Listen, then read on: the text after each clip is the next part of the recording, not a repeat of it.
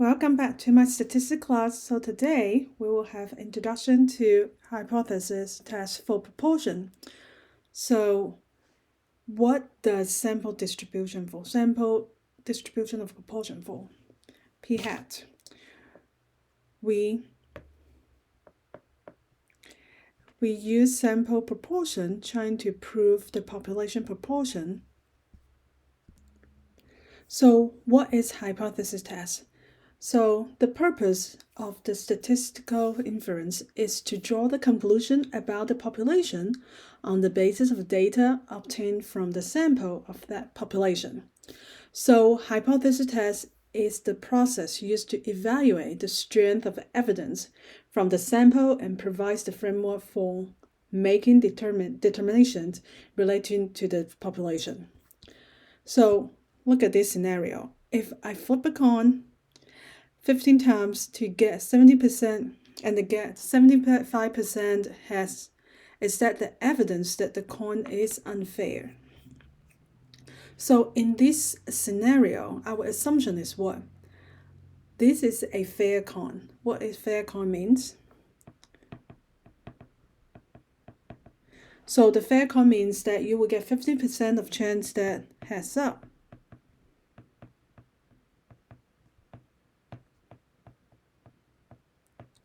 So this we call it is our null hypothesis.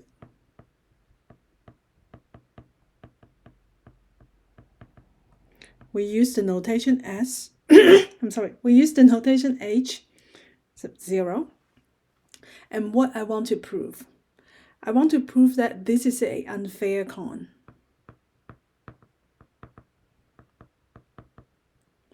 So that means, what is unfair coin means? That means after the experiment that you will get a different result than 50%, which means a significantly more than 15% of head. Why we need to be significantly? Because sometimes if you get 55% of heads, we will still consider that's a fair coin. It has to be really extreme, such as 19% of heads up. After you flip the coin like 100 times or 1,000 times, you got 19% of heads up. That says that, hey, this is strong, statistically significant, says that, hey, this is an unfair coin. So what we want to prove, we call it alternative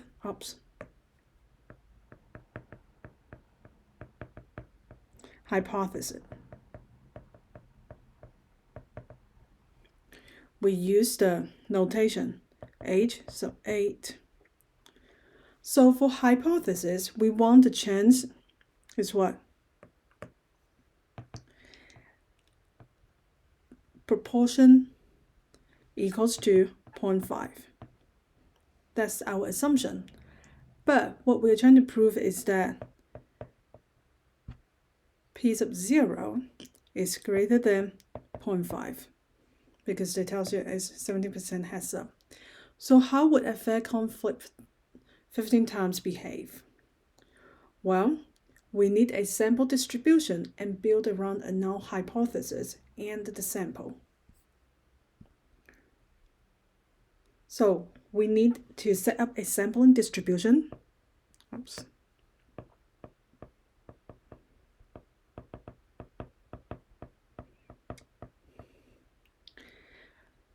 To build around our null hypothesis, which is the fair coin, that when you flip it 15 times, we expect it to behave with 50% chance of heads up. Build around the null hypothesis, which is the null hypothesis. And with our sample size, 15 times. So here it's really important because we are trying to prove that this is a fair coin. How would the fair coins flip it 15 times? So that's why we need to build around our null hypothesis, because our assumption, the null hypothesis, our assumption is this is a fair coin. So we want to build it around the null hypothesis. That means P sub 0 is equal to 0.5, not 0.75. So first step, since this is a sample distribution of proportion, the first thing we need to check always is we need to check the central limit theorem, which is the independence, randomization, and also the success and failure.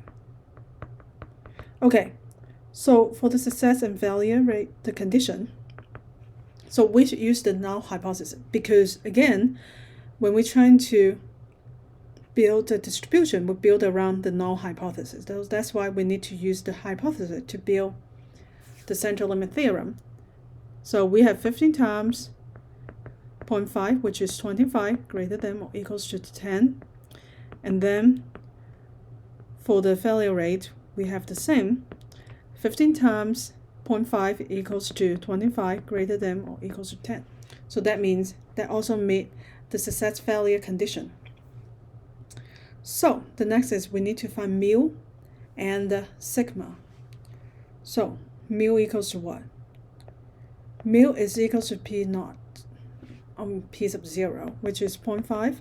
Sigma equals to square root of P sub 0, Q sub 0 divided by the sample size, which is 0.5 times 0.5 over 50.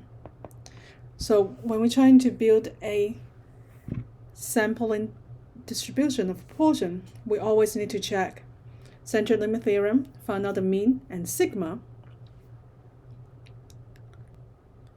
So we got the sigma is equal to 7. Okay, so now do remember how to build it. So when we draw a sampling distribution, we can draw the normal distribution graph. So we have, I'm going to draw here. So the center should be our P naught, which is 50. 0.5. 50%, 0.5. Let me write this up. So we have sigma equals to 0.07. And then here is our sampling distribution. The center is our mu, which is 0.5. And then one standard deviation would be 0.57. Two standard deviation would be we add another 0.7, so we have 0.64, and then we subtract 0.7, we have 0.143, subtract another 0.7, 0.07, I'm sorry, I keep saying that, we have 0.34, 0.36, sorry. Okay, so that would be our that's how p-hats behave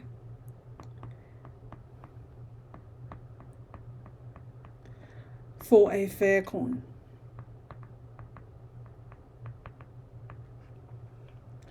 If we flip it 15 times. So it's what? If it's center, that means it's more likely that you will get 50% of chance that it's more likely to get 15% of chance of heads up. And then what if you get like 64% of heads up? That's less likely, right? So here's what we have in here.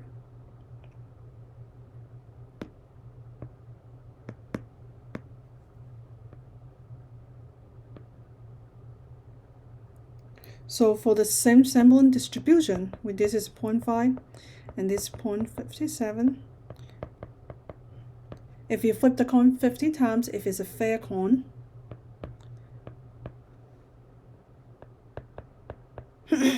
so if you end up to be 75% chance of heads up, that means what? Where do you think this is going to be?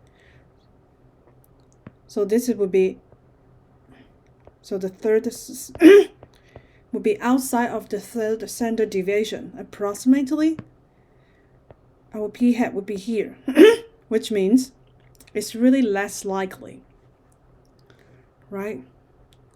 So we can say, hey, our sample is unlikely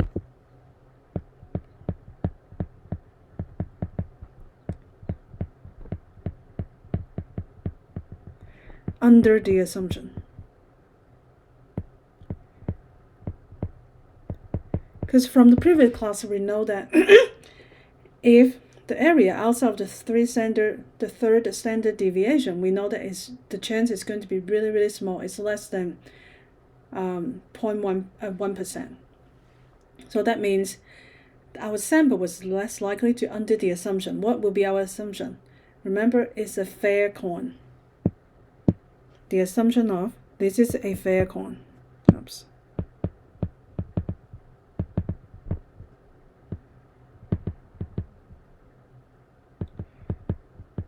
Remember, this is our assumption. That means that this is not a fair cone because it says that the sample was unlikely under the assumption. So we can say that, hey, this is not a fair cone and it's statistically significant.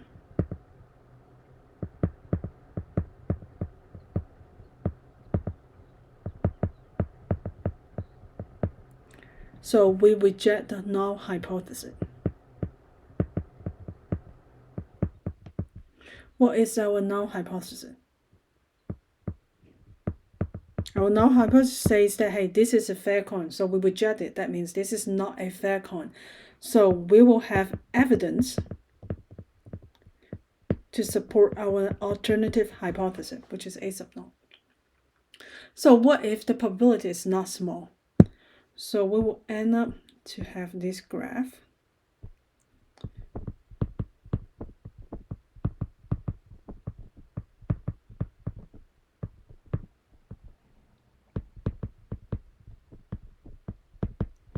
For example, if you end up to have, hey, the cone we flip just 53%,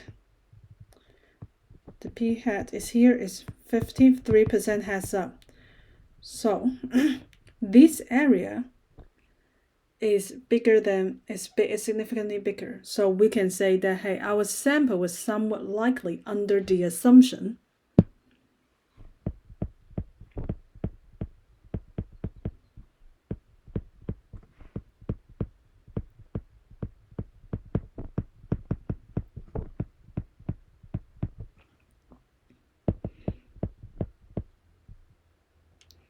So what's our assumption? That this is a fair cone and this is not statistically significant.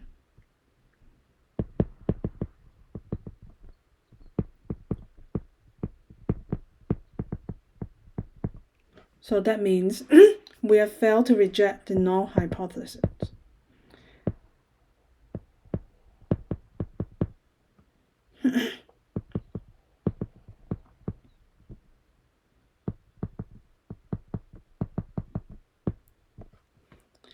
And there's no sufficient evidence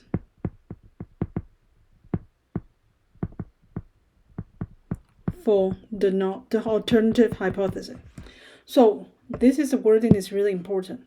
What's that mean? We fail to reject null hypothesis. So think about that. We prove that, okay, in this case, maybe it's a little bit confused, but think about it. We proved that, hey, this is not a fair cone, but we didn't prove that this is a fair cone. So we are not, so in this case, you don't want to just say, hey, we accept the null hypothesis. This is not right. Remember, the wording is always, we fail to reject the null hypothesis.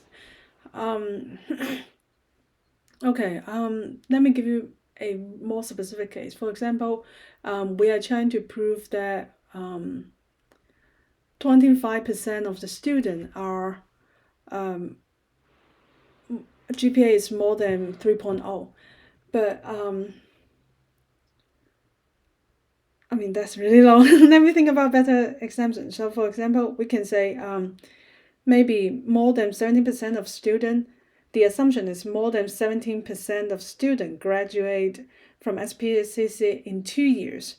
And then we prove that, hey, we end up to show that our sample is somewhat under our assumption, not significant importance, or maybe the people who graduate in 2 years, maybe it's become 79%, which is really close to 70%.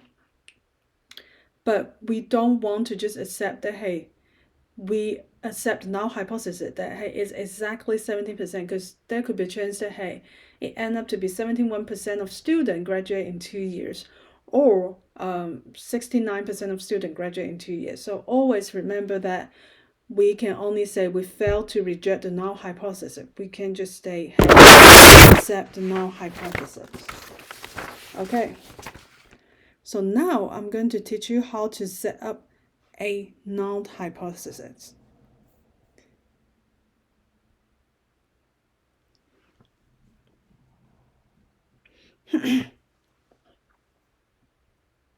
So first of all, you need to set up the null hypothesis and the alternative hypothesis.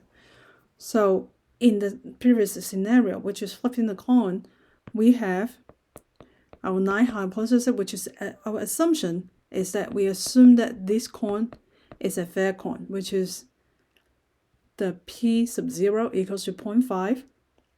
And then our alternative that we're trying to prove that, hey, this is greater than 0.5, which is the chance of heads up is more than 0.5. And then we need to check the central limit theorem, which is we want to check the independence, randomization,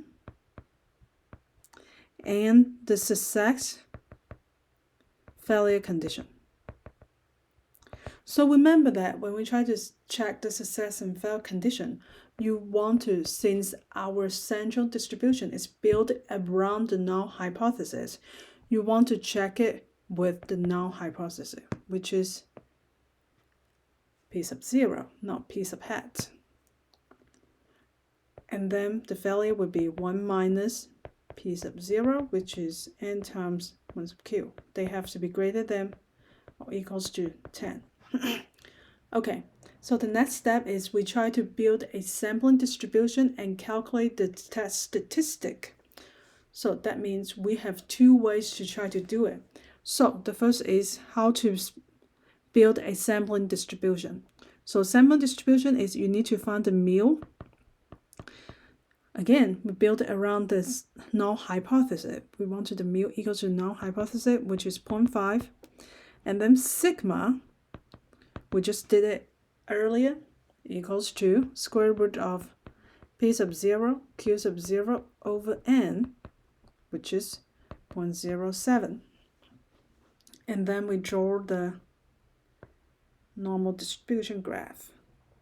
So this is 0.5, this is 0.57, and then 0.67, and then 0.71. Okay, so what is test statistic? Remember the z-score method? So for the test statistic is we're using the z-score method. So z-score method is what? We try to normalize the sample distribution. So we use p hat subject our mu divided by sigma. So our mu is equals to what? P sub 0, and sigma is equals to p sub 0, q sub 0 divided by n, and take square root of the whole things. So what is the p hat? So in our flipping the coin scenario, our p hat is what? We flip the coin 15 times and get 75% of heads up. So p hat would be 75%. So we have 0.75 subtract our mu, which is 0.5 divided by 0.07. Remember, we're trying to test our p hat is how far off from our assumption, which is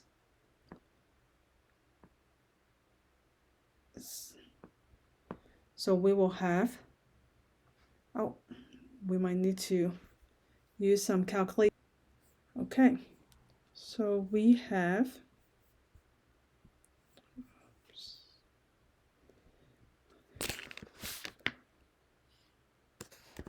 0.75 minus 0.5 equal 0.205, and then divided by our sigma, which is 0.007, equals to 3.57.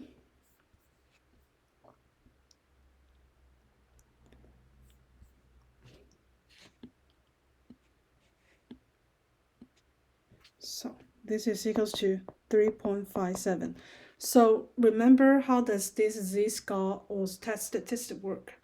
The central is going to be 0, right? Because z-score follow the standard normal distribution, which is with the mu equals to 0 and then sigma equals standard deviation equals to 1.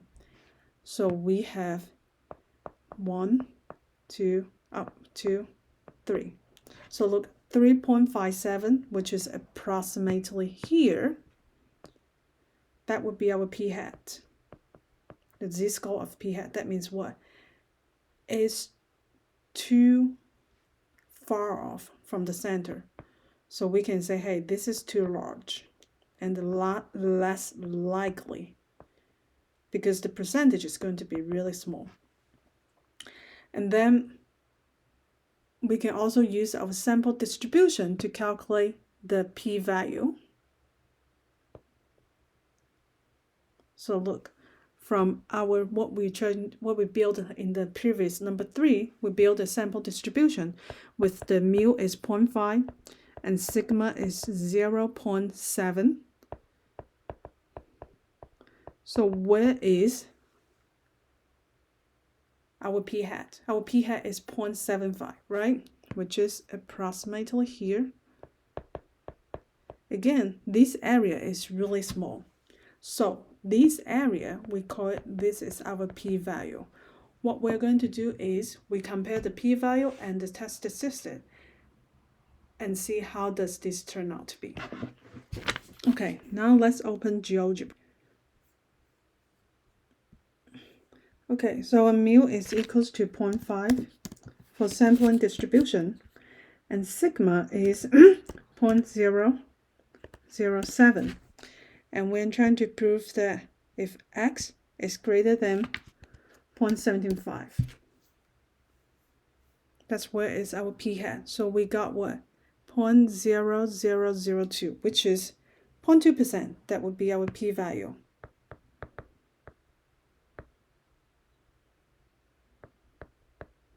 Okay, so now let's compare to the test statistic. We have, for the test statistic, which is the standardized of normal distribution, with mu equals to 0, and then sigma equals to 1. And then we're trying to find when x is greater than 3.57. Ta-da! It ends up to be the same, right? Which is 0.0002.